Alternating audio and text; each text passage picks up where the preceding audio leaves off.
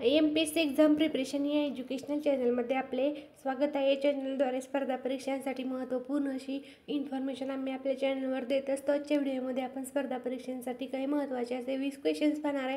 त्यामध्ये पहिला प्रश्न आहे, महाराष्ट्रात नोंदणी व मुद्रांक शुल्क विभागाचे मुख्यालय कोठे आहे? तर या प्रश्नाचे उत्तर द्यायचं तुम्ही देखील प्रयत्न करायचा आहे. तर या प्रश्नाचे उत्तर आहे ऑप्शन नंबर 2 पुणे. महाराष्ट्रामध्ये पुणे या ठिकाणी नोंदणी व मुद्रांक शुल्क विभागाचे मुख्यालय आहे.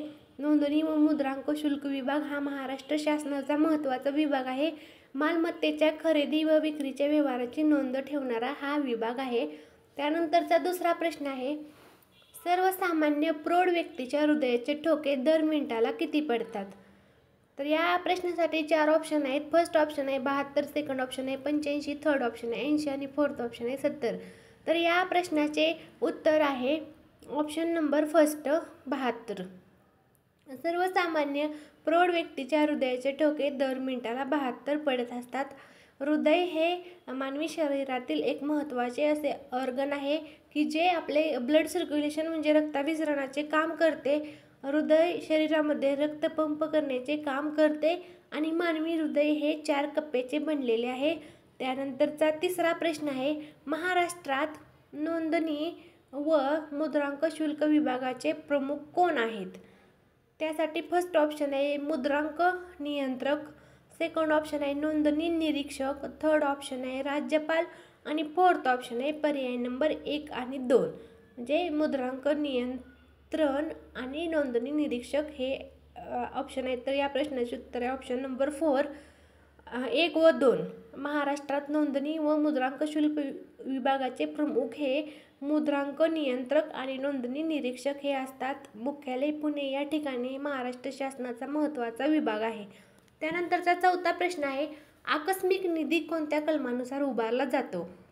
त्यासाठी फर्स्ट ऑप्शन आहे कलम 244, सेकंड ऑप्शन आहे कलम 267, थर्ड ऑप्शन आहे 288 आणि फोर्थ ऑप्शन आहे 255. तर बघा आपला प्रश्न आहे, आकस्मिक निधी कोणत्या कलमानुसार उभारला जातो?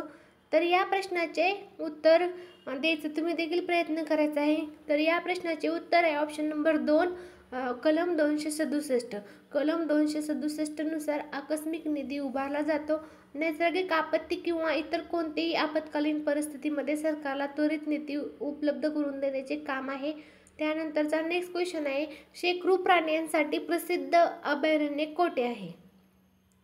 त्यासाठी फर्स्ट ऑप्शन आहे पेंच, सेकंड ऑप्शन आहे राधानगरी, थर्ड ऑप्शन आहे भीमाशंकर आणि फोर्थ ऑप्शन आहे मेळघाट. तर बघा आपला प्रश्न आहे, शेकडो प्राण्यासाठी प्रसिद्ध असलेले अभयारण्य खालीलपैकी कोणते आहे? तर या प्रश्नाचे उत्तर आहे ऑप्शन नंबर 3. या प्रश्नाचे उत्तर आहे भीमाशंकर. शेकडो प्राण्यासाठी प्रसिद्ध असलेले अभयारण्य भीमाशंकर येथे आहे. शेकडो महाराष्ट्र राज्याचा राज्य प्राणी आहे आणि शेकडो ही खार जातीचा प्राणी आहे. हे देखील महत्त्वाचे पॉईंट आहेत. त्यानंतरचा पुढचा प्रश्न आहे, मुद्रांक शुल्काद्वारे कर वसुली केव्हा सुरू झाली? त्यासाठी फर्स्ट ऑप्शन आहे 1800, सेकंड ऑप्शन आहे 1815, थर्ड ऑप्शन आहे 1700 आणि फोर्थ ऑप्शन आहे 1900. तर बघा आपला प्रश्न आहे, मुद्रांक शुल्काद्वारे कर वसुली केव्हा सुरू झाली? तर या प्रश्नाचे उत्तर आहे ऑप्शन नंबर 2 1815. 1815 पासून मुद्रांक शुल्काद्वारे कर वसुली सुरू झाली. मालमत्तेच्या खरेदी विक्रीसारख्या व्यवहारावर सरकारला द्यावा लागणारा कर म्हणजे कर वसुली आणि मुद्रांक शुल्काद्वारे 1815 पासून सुरू झाली. त्यानंतरचा 7वा प्रश्न आहे, भारताचे राष्ट्रगीत जन गण मन हे सर्वप्रथम कधी गायले गेले? त्यासाठी फर्स्ट ऑप्शन आहे 1896, सेकंड ऑप्शन आहे 1905, थर्ड ऑप्शन आहे 1911 आणि फोर्थ ऑप्शन आहे 1947. तर बघा आपला प्रश्न आहे, भारताचे राष्ट्रगीत जन गण मन हे सर्वप्रथम कधी गायले गेले? तर या प्रश्नाचे उत्तर आहे ऑप्शन नंबर 3 1911. 1911ला जन गण मन हे राष्ट्रगीत गायले गेलेले होते. आपण त्याबद्दल थोडी माहिती घेऊया. जन गण मन हे राष्ट्रगीत रवींद्रनाथ टागोर यांनी लिहिलेले आहे. त्यांना गुरुदेव असेही संबोधले जाते आणि रवींद्रनाथ टागोर यांना साहित्यातील नोबेल पारितोषिक मिळालं आहे. स्पर्धा परीक्षांसाठी हे देखील महत्त्वाचे असे काही प्रश्न आहेत. रवींद्रनाथ टागोर यांनी जन गण मन आपले राष्ट्रगीत लिहिलेले आहे. त्यांना गुरुदेव ही पदवी आहे. तर त्यांना साहित्यातील नोबेल पारितोषिक देखील मिळालेलं आहे. त्यानंतरचा नेक्स्ट 8वा प्रश्न आहे, भारताचे राष्ट्रगीत जनगणमन सर्वप्रथम कोठे गायले गेले? त्यासाठी फर्स्ट ऑप्शन आहे पुणे, सेकंड ऑप्शन आहे कलकत्ता, थर्ड ऑप्शन आहे मुंबई आणि फोर्थ ऑप्शन आहे दिल्ली. तर बघा आपला प्रश्न आहे, भारताचे राष्ट्रगीत जनगणमन सर्वप्रथम कोठे गायले गेले? तर या प्रश्नाचे उत्तर आहे ऑप्शन नंबर 2 कलकत्ता. कलकत्ता येथे जनगणमन हे राष्ट्रगीत गायलेले होते. रवींद्रनाथ टागोर यांनी आपले राष्ट्रगीत लिहिलेले आहे. त्यांना गुरुदेव या नावाने संबोधले जाते. त्यांनी शांती निकेतन आणि विश्वभारती यासारख्या शिक्षण संस्थांची स्थापना केलेली आहे आणि त्यांना साहित्यातील नोबेल पारितोषिक देखील भेटलेले आहे. स्पर्धा परीक्षांच्या दृष्टीने हे देखील महत्त्वाचे पॉईंट आहेत. जनगणमन सर्वप्रथम 1911 मध्ये गायले गेले आणि कलकत्ता येथे गायले गेलेले होते. त्यानंतरचा 9वा प्रश्न आहे, ब्लॅक होलच्या सिद्धांताचे प्रतिपादन कोणी केले आहे? त्यासाठी फर्स्ट ऑप्शन आहे अल्बर्ट आइन्स्टाईन, सेकंड ऑप्शन आहे स्टीफन हॉकिंग, थर्ड ऑप्शन आहे सी.व्ही. रमन आणि फोर्थ ऑप्शन आहे एडविन हबल. तर याचे उत्तर option number 2 Stephen Hawking. Stephen Hawking यांनी ब्लॅक होलच्या सिद्धांताचे प्रतिपादन केले. ते एक भौतिकशास्त्रज्ञ आणि विश्वशास्त्रज्ञ होते. त्यांना अनेक मानद पदव्या आणि पुरस्कार मिळालेले आहेत. प्रिन्सिपल ऑफ फ्रीडम पुरस्काराचा देखील समावेश आहे. A brief history of time आणि the universe in the nutshell यासारखी अनेक पुस्तके त्यांनी लिहिलेली आहेत. तर या प्रश्नाचे उत्तर ऑप्शन नंबर 2. त्यानंतरचा नेक्स्ट क्वेश्चन आहे, जागतिक आरोग्य संघटनेचे मुख्यालय कोठे आहे? तर यासाठी फर्स्ट ऑप्शन आहे जिनेवा, सेकंड ऑप्शन आहे रोम, थर्ड ऑप्शन आहे व्हिएन्ना आणि फोर्थ ऑप्शन आहे ब्रसेल्स. तर बघा आपला प्रश्न आहे, जागतिक आरोग्य संघटनेचे मुख्यालय कोठे आहे? तर या प्रश्नाचे उत्तर आहे option number first Geneva. Geneva या ठिकाणी मुख्यालय आहे. स्थापना 7 एप्रिल 1948. संयुक्त राष्ट्रांचे एक विशेष एजन्सी आहे. मुख्यालय जिनेवा स्वित्झर्लंड देशामध्ये आहे. आंतरराष्ट्रीय सार्वजनिक आरोग्य समस्या व आपत्कालीन परिस्थितींवरील प्रतिसादाचे समन्वय साधले जाते जागतिक आरोग्य संघटनेद्वारे. तर या प्रश्नाचे उत्तर ऑप्शन नंबर फर्स्ट जिनेवा. त्यानंतरचा नेक्स्ट क्वेश्चन आहे, भारतरत्न हा सर्वोच्च नागरी पुरस्कार मिळवणारी पहिली महिला कोण होती? त्यासाठी फर्स्ट ऑप्शन आहे मदर तेरेसा, सेकंड ऑप्शन आहे इंदिरा गांधी, थर्ड ऑप्शन आहे लता मंगेशकर आणि फोर्थ ऑप्शन आहे एम.एस. सुब्बुलक्ष्मी. तर या प्रश्नाचे उत्तर ऑप्शन नंबर 2 इंदिरा गांधी. इंदिरा गांधी यांना भारतरत्न हा सर्वोच्च नागरी पुरस्कार मिळवणाऱ्या पहिली महिला होत्या. भारतरत्न हा भारतातील सर्वोच्च नागरी सन्मान आहे. डॉक्टर सर्वपल्ली राधाकृष्णन, सी.व्ही. रामन आणि चक्रवर्ती राजगोपालाचारी यांना पहिला भारतरत्न प्रदान करण्यात आलेला होता. सचिन तेंडुलकर हे पहिले खेळाडू आणि सर्वात तरुण व्यक्ती आहेत की ज्यांना भारतरत्न पुरस्कार प्राप्त झालेला होता. तर या प्रश्नाचे उत्तर आहे ऑप्शन नंबर 2. त्यानंतरचा नेक्स्ट क्वेश्चन आहे, भारतातील सर्वोच्च पुरस्कार कोणता आहे? त्यासाठी फर्स्ट ऑप्शन आहे पद्मश्री, सेकंड ऑप्शन आहे पद्मभूषण, थर्ड ऑप्शन आहे भारतरत्न आणि फोर्थ ऑप्शन आहे पद्मविभूषण. तर या प्रश्नाचे उत्तर आहे ऑप्शन नंबर 3 भारतरत्न. भारतरत्न हा भारतातील सर्वोच्च नागरी सन्मान आहे. भारतरत्न पुरस्कार हा भारतातील सर्वोच्च नागरी पुरस्कार आहे. भारतरत्न पुरस्कार विजेत्या पहिल्या महिला ह्या इंदिरा गांधी ह्या आहेत. त्यानंतरचा नेक्स्ट क्वेश्चन आहे, सचिन तेंडुलकर हे सर्वात तरुण व्यक्ती आहेत की ज्यांनी भारतरत्न पुरस्कार हा प्राप्त केलेला आहे. त्यानंतरचा पुढचा प्रश्न आहे, इंदिरा गांधी यांना कोणत्या वर्षी भारतरत्न पुरस्कार प्रदान करण्यात आलेला होता?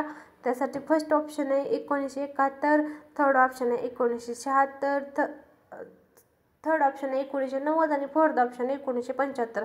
तर या प्रश्नाचे उत्तर आहे ऑप्शन नंबर फर्स्ट 1971. 1971ला इंदिरा गांधी यांना भारतरत्न पुरस्कार प्रदान करण्यात आला.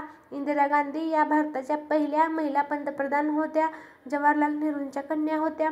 1966 मध्ये भारताच्या 3ऱ्या पंतप्रधान म्हणून निवडल्या गेलेल्या होत्या आणि त्यांना आयर्न लेडी म्हणजे लोहा महिला म्हणून देखील ओळखले जाते. त्यांनी ज्या पहिल्या महिला होत्या की त्यांना भारतरत्न पुरस्कार प्राप्त झालेला होता. त्यानंतरचा पुढचा प्रश्न आहे, भाभा अणुसंशोधन केंद्र कोठे स्थित आहे?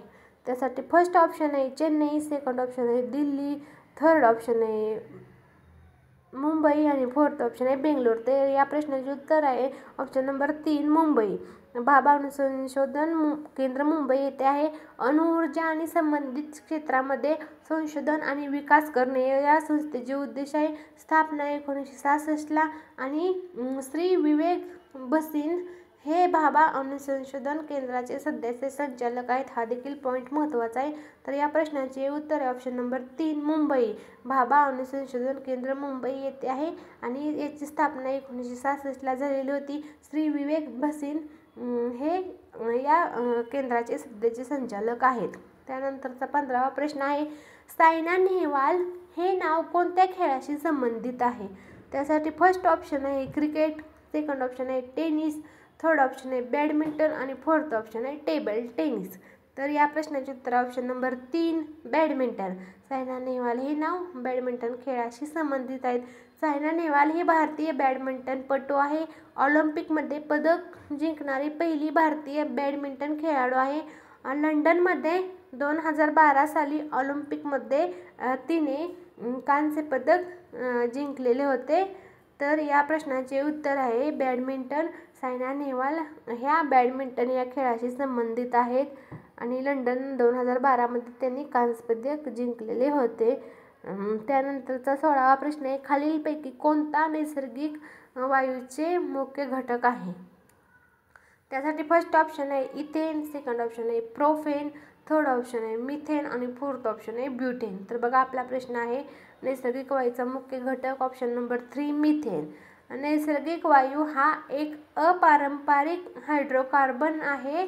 नैसर्गिक वायूचा वापर स्वयंपाक करण्यासाठी, वीज निर्मितीसाठी हे ऊर्जेचे प्रमुख स्रोत म्हणून वापरतात. तर बघा आपल्या प्रश्नाचे उत्तर आहे ऑप्शन नंबर 3 मिथेन. नैसर्गिक वायूचा मुख्य घटक हा मिथेन आहे. नैसर्गिक वायू हा अपारंपरिक हायड्रोकार्बन आहे. हा देखील महत्त्वाचा पॉईंट आहे. त्यानंतरचा 17वा प्रश्न आहे, कथकली हा कोणत्या राज्याचा प्रसिद्ध नृत्य प्रकार आहे? त्यासाठी फर्स्ट ऑप्शन आहे केरळ, सेकंड ऑप्शन आहे कर्नाटक, थर्ड ऑप्शन आहे तमिळनाडू आणि फोर्थ ऑप्शन आहे आंध्र प्रदेश. याचे उत्तर आहे option number first Kerala. Kathakali हा केरळ राज्याचा नृत्य प्रकार आहे. कथकली हा शास्त्रीय नृत्य प्रकार आहे. या नृत्यात पारंपरिक वेशभूषा, रंगभूषा व मुखवटे वापरले जातात. पौराणिक कथा साजऱ्या केल्या जातात कथकली या नृत्य प्रकारातून. तर याचे उत्तर आहे ऑप्शन नंबर फर्स्ट केरळ. आपल्याला नृत्य प्रकार देखील प्रत्येक राज्याचे लक्षात ठेवायचे आहेत. त्यानंतरचा पुढचा प्रश्न आहे 18वा प्रश्न आहे, भारतातील हरित क्रांतीचे जनक म्हणून कोणाला ओळखतात? त्यासाठी फर्स्ट ऑप्शन आहे वर्गीस कुरियन, सेकंड ऑप्शन आहे MS स्वामीनाथन, थर्ड ऑप्शन आहे होमी भाभा आणि फोर्थ ऑप्शन आहे नॉर्मन बोरलॉग. तर याचे उत्तर आहे MS Swaminathan. Doctor MS Swaminathan यांना भारतातील हरित क्रांतीचे जनक म्हणून ओळखतात.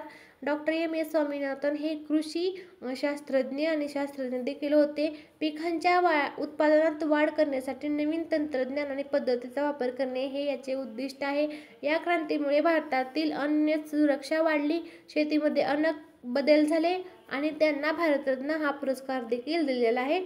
तर भारतातील हरित क्रांतीचे जनक म्हणून डॉक्टर MS स्वामीनाथन यांना ओळखले जाते. त्यानंतरचा 19वा प्रश्न आहे, पंतप्रधान पीक विमा योजना कोणत्या वर्षी सुरू झाली? त्यासाठी फर्स्ट ऑप्शन आहे 2014, सेकंड ऑप्शन आहे 2015, थर्ड ऑप्शन आहे 2016 आणि फोर्थ ऑप्शन आहे 2017. तर याचे उत्तर ऑप्शन नंबर 3 2016. 2016 पासून पंतप्रधान पीक विमा योजना सुरू करण्यात आली. ही केंद्र सरकारची योजना आहे.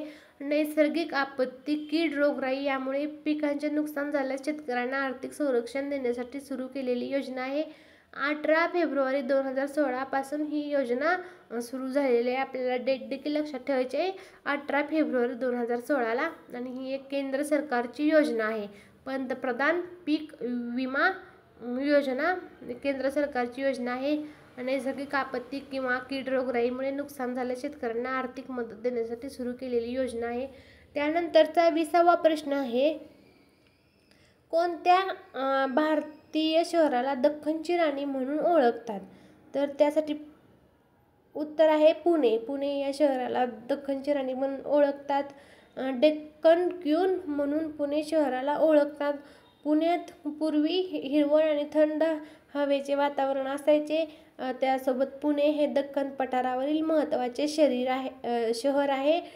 तर बघा, आपल्या स्पर्धा परीक्षांसाठी हा देखील पॉईंट्स महत्त्वाचे आहेत. शहरे, टोपल नावे. जर तुम्हाला हा इन्फॉर्मेटिव्ह व्हिडिओ आवडला तर तुम्ही व्हिडिओला लाईक करा आणि हा व्हिडिओ जास्तीत जास्त शेअर करा, म्हणजे विद्यार्थ्यांना या व्हिडिओचा नक्कीच फायदा होईल.